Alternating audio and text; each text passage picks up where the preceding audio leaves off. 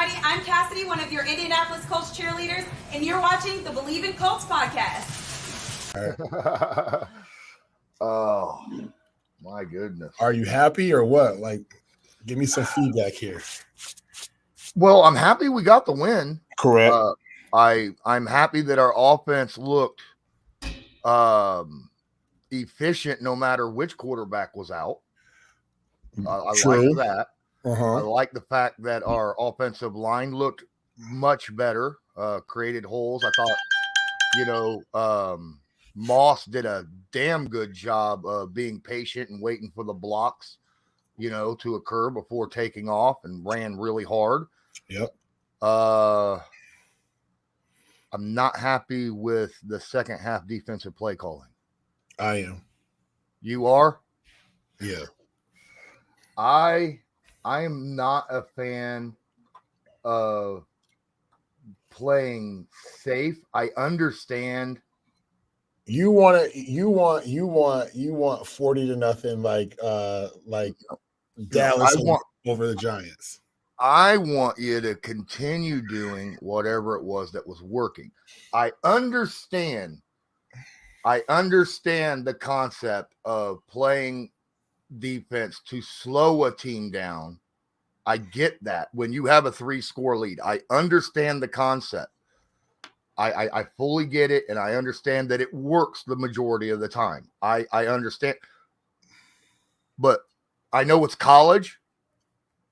Colorado State tried that and lost, right? Right. Colorado, right? They had them, and then they went soft defense, right?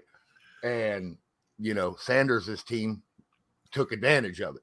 I seen it last year with the Colts, right? Where we'd have a big lead, and then you'd go soft on defense. And next thing you know, all it takes is one bad thing to happen.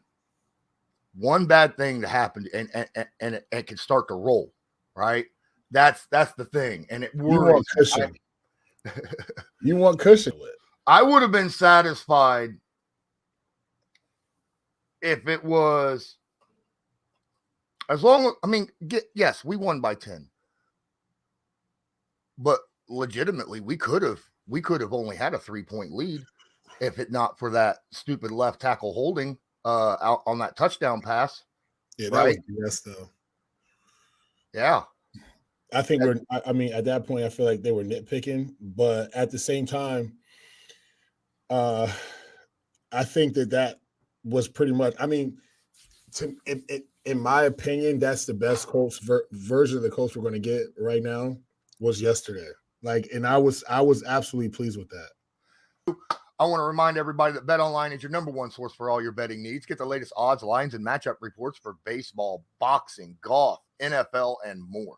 BetOnline continues to be the fastest and easiest way to place your wagers, including live betting and your favorite casino and card games available to play right from your phone. Head to the website or use your mobile device to sign up today and get in on the action. Remember, use promo code BELIEVE, that's BLEAV, to receive your 50% welcome bonus on your first deposit. BetOnline, where the game starts. I think I'm gonna be honest with you. Penalties got to come down too. Oh, 100%. 100. What was it? 8 penalties for something? Yeah. You can't have any penalties, but I think 2 of them were BS. But I think that false start penalty on Quentin Nelson early in the game, that was some BS. That could have went either way. I would have did the same thing he did. Because as offensive linemen, we're trained, if they're in neutral zone, reach out and touch them. Now, my only thing is this. He did a little thing with his feet, right before the D tackle moved. And that's the stuff that we're not that we overlook. And as an offensive lineman, I know exactly what he did. He did this little thing where he did this little step like this. It wasn't like he false started. He was just like adjusting himself in his stance. But it looked like that could have been what triggered the defensive lineman to jump. But you got to watch it. He does this little yeah. Oh, I saw it. Yeah, I saw it. That was enough. But aren't you allowed to set your feet? As long as your hand and your head does not. You move? are, but it was the speed of his feet. Okay, but in my opinion, I'm like, ooh, that could have went either way because realistically, I just felt like that was ticky tack. Like that was like that was.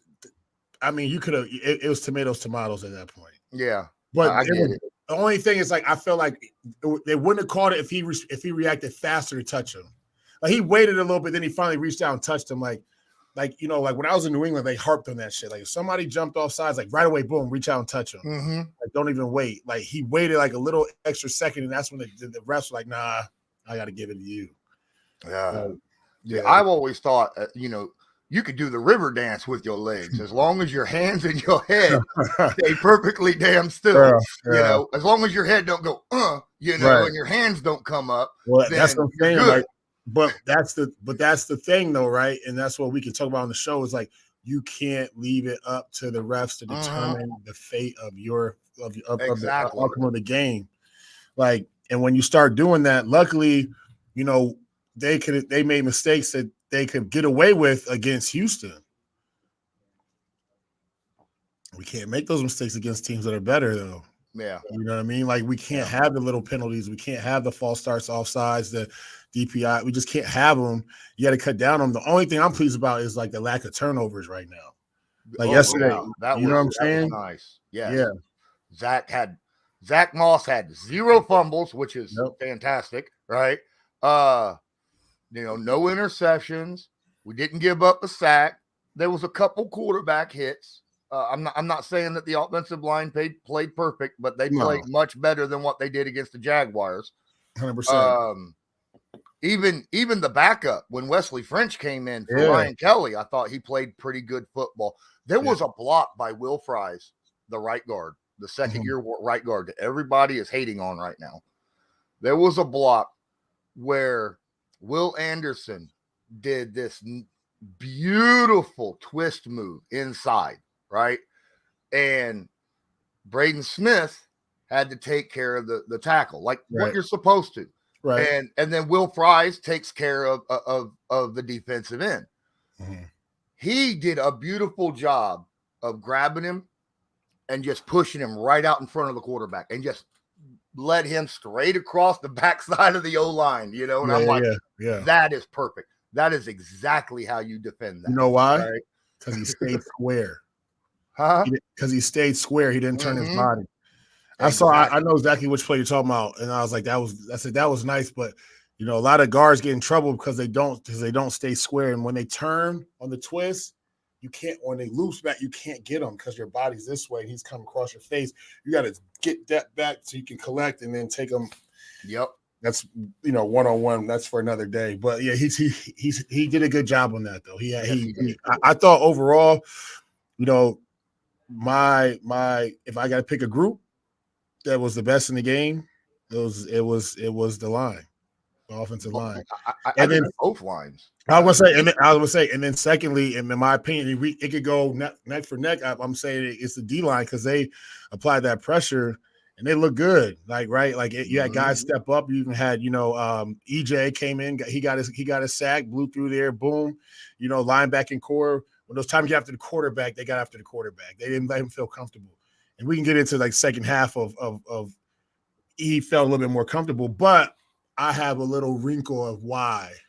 I don't want to give it away yet. I want that to be on. And then there was one thing I was a little there was a few on defense, especially by EJ Speed, where they tried shoulder tackling, and I'm like, no, why are you doing that? This is not high school, Or you're not Ray Lewis. Yeah, exactly. You're right? not. Like, we don't have that linebacking core that can just. We don't have that. Exactly. We've got long, wiry guys that look like they can play defensive end. Like, you know what I'm saying? Like, but my biggest question is, where is Leonard? Like, I know he's on the field, but like, where is he? Yeah, that's a big question.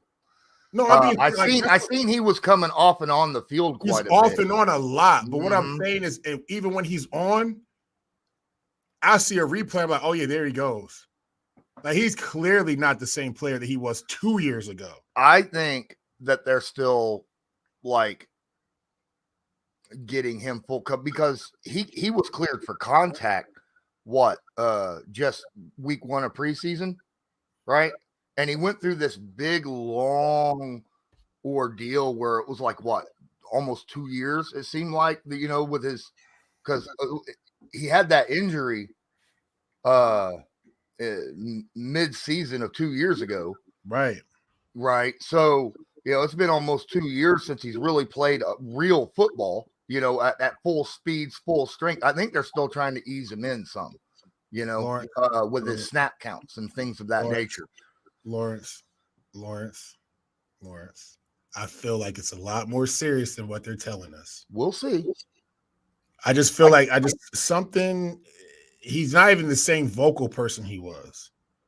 He's not even the same guy on the field. Like, just like this is from a player's perspective. If he's not the same guy. Period. Like the way he made his plays, the way he was so effective was because he was very demonstrative in everything he did. Right. And so as a player, I know where he is on the field. I know he's got this. I know he's going to get his route up. I know he's going to go make a play.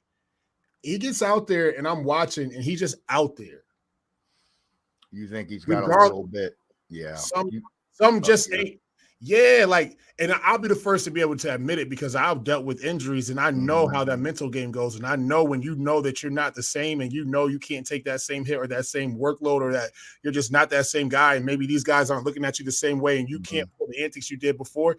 Now my game has changed because that was my game. You see what I'm saying?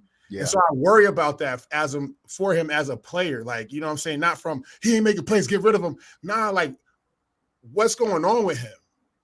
Because he's not the same player, and it's a lot more going into it. That injury is really affecting him, and it's a lot more serious, in my opinion, than what everyone knows about. I mean, the Colts know about it, but I think it's something going on, man. Maybe once he gets more snaps, maybe he gets more comfortable and he gets away from that fear a little bit. It's possible.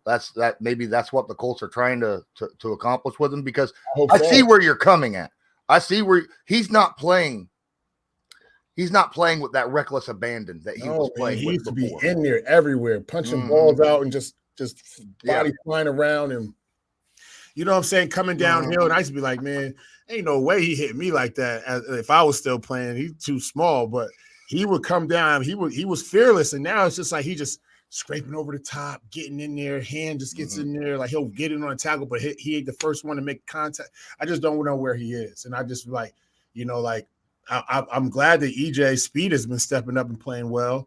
He's in there in the mix, and Zaire's playing well. You know what I'm saying? But I'm just like, our linebacking core a couple years ago was the strength, like it overshadowed the defensive line in some regard. You know what I'm saying? Yeah. And now it's kind of taken it's flip-flopped. And it's because I feel like as soon as he got hurt, it just changed. And now, like even yesterday, I was hoping for him against the Texans, against a team that we have to arguably is probably one of the bottom teams in the league, right? That's a game where you get your confidence up. You start making plays, boom, boom, boom. And they got 4 offensive linemen out, and I can get in there and, rattle some of these younger guys that are not as good. And I just didn't see it. See, I had talked to Paris Campbell earlier this offseason, right? Yeah. And, if there's anyone that you could talk to about having significant injuries and overcoming the mental part of it, that's him, right? Because he seemed to have one every year. Right. And I asked him about that. And I asked him how it is to get over a really significant injury. And he says it takes time, right? That first game, you're worried the whole game. He said he's worried the whole game. It's not until you get a few games in where you start to get comfortable, right? And that's if you don't have another injury during that time, even a ding or a bruise. I'm telling you, man. He said even those will set you back mentally, right? Listen, I'm rubbing my major injury. I'm rubbing my knee right now just thinking about it, because when I came back the next season, I told myself in training camp, I was just like, listen, the only way for you to be able to play well, the only way for you to get back to the player that you were, if you cannot think about it. You just have to go. You have to trust that it's there. Trust is going to hold up. Trust it is what it is. The same guy that's popping off back at the defense or the offense, getting in there with reckless abandon, and I'm trying to protect something and not hurt it. It just doesn't. It doesn't work. It doesn't. You know what I'm saying? So it's like that's why I said it about him, because I feel like I see what's going on, and he's not going to be the first to. Why would he admit that on camera? And why would the announcers or anyone else, the media, know that? Man, your life, your quality of life is 10 times more important than your employment, right? Especially, I'm going to say, especially after you've made enough money to where you can have, you already have some of that available for the future, Right. like what Andrew Luck had, right? I understand fighting through it because you haven't quite made enough yet. But well, that's for the average player. I promise you that. The average player, they're going to keep beating their body up until they get that number, because Andrew never came from not having. Exactly. So the money aspect wasn't moving him. It didn't motivate him. Yes, it motivated him to get a contract that he deserved to play football, but that's not what kept him in football, if that makes sense, right? Like he always came from some type of money, like upper middle class, like, you know what I'm saying? Like around the game at a high level because of his dad and all that kind of stuff, to where it was just like, I got enough to sustain the life that I had growing up and more. And he had a degree that could make him a ton of money, right? Man, those Stanford guys are so well connected. It's incredible. I think Stanford's equivalent to any Ivy League school, period, like the Harvard, the Yale, the Princetons, and all that.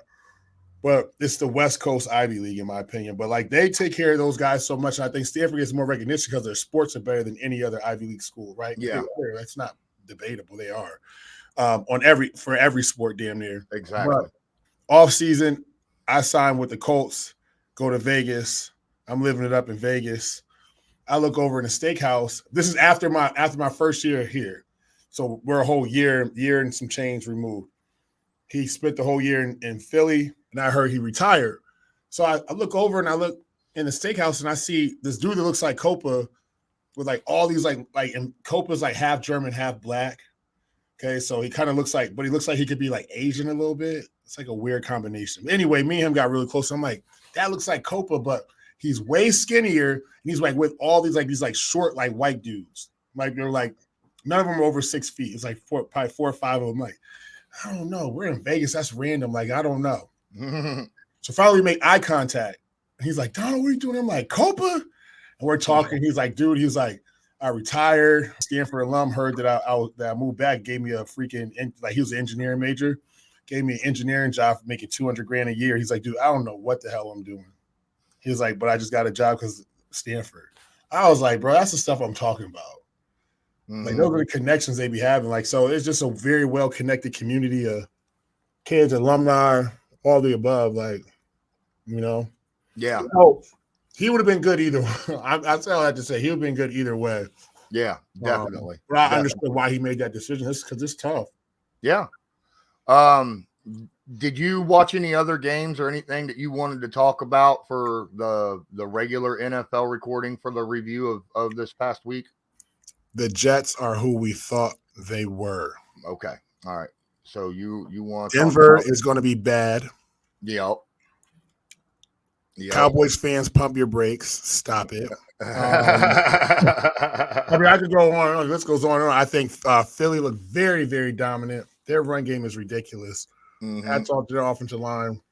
That was an impressive feat. That reminded me of a couple of times when I played it was impressive, man. Like those are I think Buffalo's a good football team. And I was never worried about them losing to the Jets. That was their fault because they should have put their foot on the Jets' neck when they lost. So that it just showed this week. I think Cincinnati has some issues, a lot of holes. I don't think Burrow deserved that money this early, but you're going to give it to him regardless. In my opinion, I think in the league, when you get a quarterback to take you to Super Bowl one time, then it's just like, oh God, we can't let him go. But I don't think everybody thinks Burrow's like super good. But the reason why I don't think Burrow just doesn't have that leadership qualities to me yet. He's young. He's brash. He's an asshole in my opinion. And like that, in my opinion, as an offensive lineman, like I gotta mess with my quarterback. If I don't like my quarterback, that's a problem. So I just don't feel like my personality as an offensive lineman, who I know I am, I have a problem with Joe Burrow. Like I don't know. I don't think I would really like him like that. I'm just speaking from myself. Like I'm not speaking for anybody else, but I just see things like I see. Like I could have told you that LA after they won Super Bowl they were going to be trashed the next season. I told everybody that. Nobody ever listens to me. Yeah, I've been telling people all off season, the Cardinals are trash. Kyler Murray got overpaid, and the Broncos. That wasn't a 1 year thing with Russell Wilson. There's an issue there. You know, you can bring back Bill Parcells, and it'll still be bad. Yeah, exactly. I mean, like seriously, one of the big things I want to talk about, you know, after we get the Colts recording done and we get into the NFL recording, one of the biggest things I want to talk about is how the Cardinals were up 20-0 at halftime against a team that got blown out, literally blanked by the Cowboys the week before, and then they let them come back and beat them, right? Because they have no leadership. It comes down to everything is in the locker room. On Sundays, we can do X's and O's all we want from coordinators, and the head coach can scream and yell his head off. It doesn't matter. It comes down to the team being grown men and understanding the task at hand, and somebody's got to step up and lead by example. That's why when I was in New England, newsflash, we didn't practice on Wednesdays. Unheard of. No practice on Wednesdays. Why? Because we had a team that everybody knew what the hell to do and how we were going to conduct ourselves and get it done. And he trusted us. My second year in New England, Brady never practiced. Believe that or not, and will come out and throw for 400 yards. He never, I swear to God, he would come out, he would warm up when the cameras were there. As soon as the cameras would leave, he would leave practice. He wouldn't even stay on the sidelines. Wow. And we would see him at 4:30, 5 o'clock in the offensive unit meeting. Wow. You know what I'm saying? But like at the end of the day, though, we knew how to win football games. And when we were down, we knew how to come back because we had a group of guys that understood, and we had leaders on on those teams that would lead and get guys going, right? And so like when you see a team like Arizona lose a lead because they don't have any leaders. Kyler Murray's not a leader. He doesn't have it yet. I don't know if he ever will have it. You can throw the ball, run the ball great and all that, but if you can't lead and you're putting your franchise on the back of a kid that can't lead, like that's what I'm saying with Cincinnati. Like, in my opinion, Joe Burrow smoking the cigars, drinking, wearing the chains, that's bullshit. Get that out of here. Yeah. I'm not following the guy that's doing all that. That's pretend. You didn't grow up like that. Stop. I don't want to see it anymore. I don't want to hear it. Bro, get in here. You just got $200-some million. Let's go win football games. Lead by example. Yep. You got 52 other guys you got to lead. I don't want to see all the other nonsense because we ain't winning games. So throw that out the window. Let's win a game. Let's win something. Then you could do that.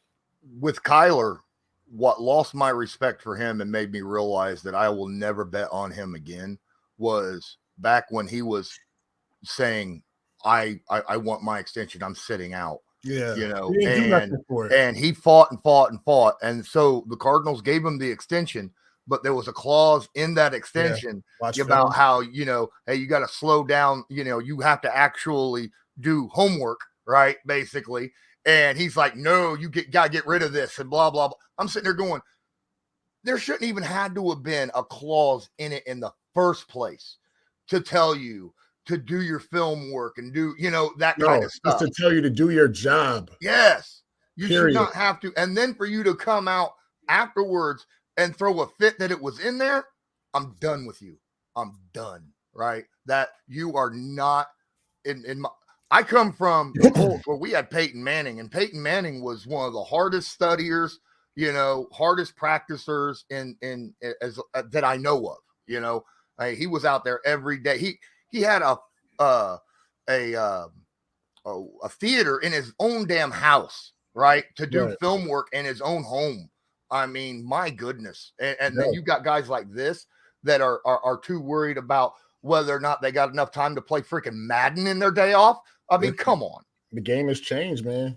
It's a different era of football players.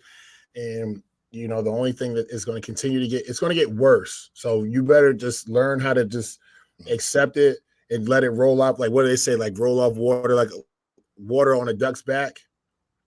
Because I'm telling you right now, these kids coming in now, starting like right now, oh my God, it's about to be horrible. The quality of the game is going to go down.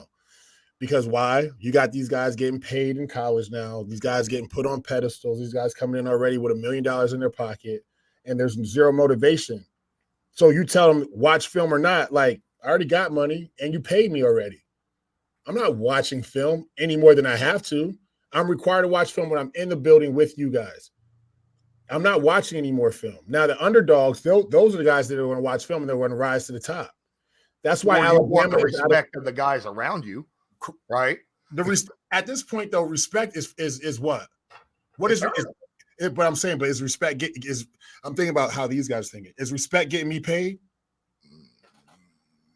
If the fan is going to say that if the guys around you aren't respecting and playing for you at their best because they respect you, then your team is not going to do well. If your team don't do well, I still get paid. But I'm saying I feel you. I'm on your side because I've been. I get where you're coming from too, though. I'm telling you, that's how these young kids are thinking, though. These young kids are on campus driving Challengers and Chargers and exotic foreign cars now, and the respect. I got the respect because I'm getting paid already. So somebody respects me enough to pay me already in college. So now I'm gonna go to the league because I'm a talented player. I'm respected. Paid, win, lose, or draw, I'm getting paid. Man. It's all money driven, motivated now, and it's sad, and I hate it.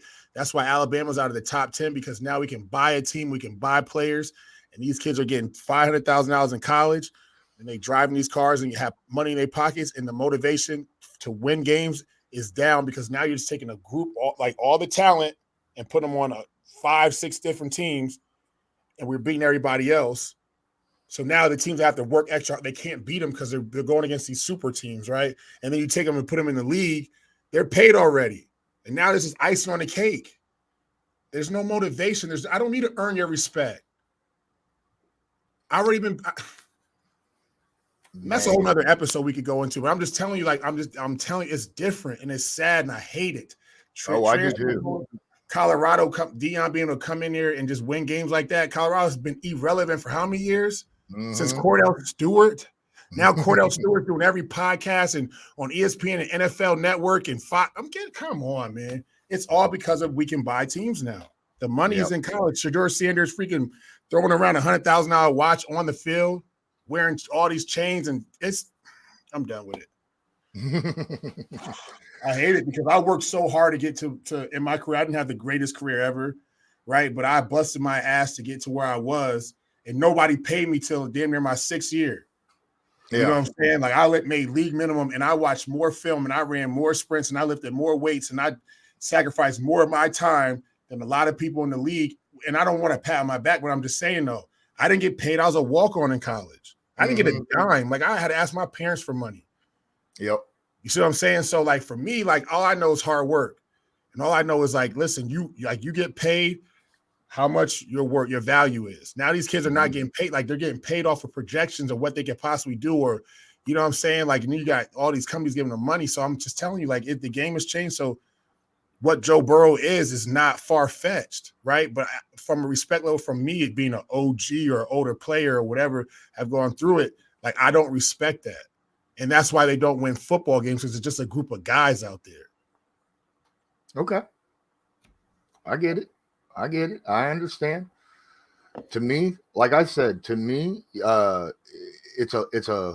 it's a locker room thing, right? I mean, I've always felt that way. Like you gotta earn, no matter who you are, whether you're the leader of the offense, the starting quarterback, or you're the third string offensive lineman.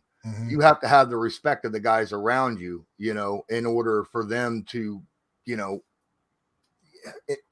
if they don't respect you and they don't believe in you and trust in you, then I feel like at that point, that locker room is not good, at that point, and it's poison that can spread and it'll end up showing out on the field.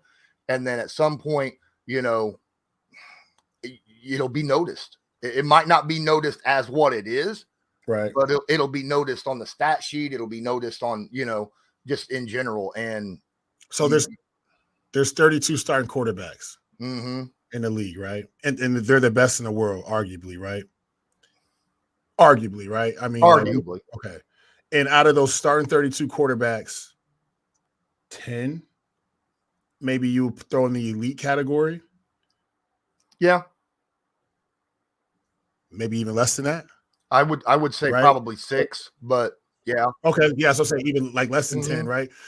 So when you look at it from a standpoint of the drop off from that to the next level of starting quarterback from the elite to the next is so substantial that a team is willing to pay that player that has the potential to play close to that elite level to take them and win them football games. And so like quarterbacks know that. And so once you give a player that much power and money in your franchise, if I can get the locker room to gel or not, like I can't allow this talent to walk out of our locker room. So the hell with everything else. We can tell him we want him to be a leader. We want him to lead. We want the locker room to be together, but I can't allow this talent to go anywhere else because there's nothing else even remotely close to this kid. Wow. You see, you know what I'm saying? So it's just like, did Brady ever get a $200 and something $million contract? We never heard of Brady getting blockbuster deals. He got enough to where he said that I'm cool with that. Yeah. And then we have enough to build around that. Right. Same thing with Peyton. Never got it. I mean, and I get it. It was all relative for the time that it was, but I'm just telling you, like, and it made it work around them. They were able to pay guys and have guys there and a good group of core guys around them, right? And then there's the others around them that still fell in line and played well with them. Now it's just like, yo, we're giving $200-something million to Joe Burrow. I get it. He is a very good quarterback. Some want to put him in a elite category. I put him right under the elite category, those top 5 or 6 we can argue about. Because he got them to a Super Bowl, like you're willing to just say, I cannot allow this town to walk out. I cannot allow him to be upset. I cannot. But what about everybody else in the locker room? How does it all work together? But it doesn't matter anymore. My opinion doesn't even matter about that because why should it even matter? Because we can't allow this town to walk out. Dak Prescott. This kid tried to set the ball himself in a football game in a 2-minute situation, and I gave you have. So I mean, we can get the show started because I go all day about this stuff. I'm just saying, like, I can too, dude. It's incredible. Mm-hmm. Oh, I know. It's incredible. I know. I was. It's incredible, man. Like it truly is. But it just goes to show. So we came argue. It's like any team could be good through like any year. Like it's a toss up. Like yes, we're gonna have teams that are going to be consistently up there, but like you're gonna see Tampa Bay, like a Baker Mayfield, a kid that got paid a good amount of money, but Baker understands that like this is it for you, brother. This is it. So he's gonna have that team together. He's gonna have that locker room together. It took him a few years, but I've always been a Baker fan for whatever reason. I've always been a Baker Mayfield fan because I like the kid. I think he has enough. He's not scared. You know what I'm saying? He knows how to relate to everybody in that locker room and talk. I believe that, a lot of guys fell out with him in Cleveland because in Cleveland they put the cart before the horse and Baker wasn't ready, but now he's matured and he's ready. You saw that. You see the first 2 weeks of the season. He knows this is it. And he knows he's got to have everybody together. He gets it now. Right. So a team like that is going to come back into, some type of prominence because with Baker there, in my opinion, I could be wrong by week 6 or week 7. But what I see right now is Baker has them guys rolling because they all believe in each other and he believes in them. Yep. Not the other way around. Right. Where it's just a guy, we got to follow him. He's pulls up in his freaking Maybach and whatever he does and he can do whatever he wants. We're over here. You know what I'm saying? Like Cleveland's going to be bad. You gave Deshaun Watson $200-something million and this dude hasn't played in 2 years. He's going to have the team together. He's going to have everybody believing in him. Come on, man. It doesn't work. Don't forget, if you're watching this on YouTube, make sure you smash the like button, hit subscribe, and share to your favorite social media. If you're listening to this on an audio podcast, make sure you leave a review and go check us out on YouTube. And until next time, this was Believe in Colts brought to you by Bet Online. I'm Lawrence Owen. That's Donald Thomas. And as usual, go Colts. Go Colts, 1-1 in the division. Do you believe?